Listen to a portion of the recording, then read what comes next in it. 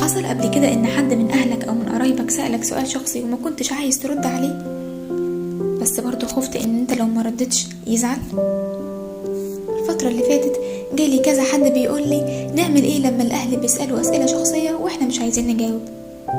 وده موضوع فعلا بيحصل كتير، لاننا بنحبهم وبنخاف على زعلهم، بس في نفس الوقت بنبقى محتاجين نحافظ على المساحة بتاعتنا.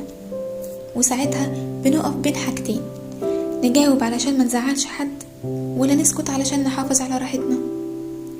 بس خليني اقولك ان حبنا لأهلنا عمره ما يخلينا نأذي نفسنا علشان نرضيهم.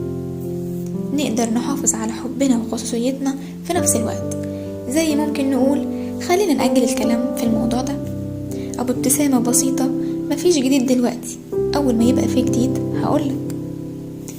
اوقات اللطف بيكفي اكتر من اي شرح، ومفيش حاجة غلط اننا نحمي نفسنا من الكلام اللي مش مستعدين نسمعه او نجاوب عليه. واللي بيقدرك بجد هيفهمك وهيعرف ان سكوتك احترام لمساحتك وخصوصيتك. الخصوصية عمرها ابدا ما كانت انانية، دي حدود رقيقة بتحافظ على راحتك وسلامك.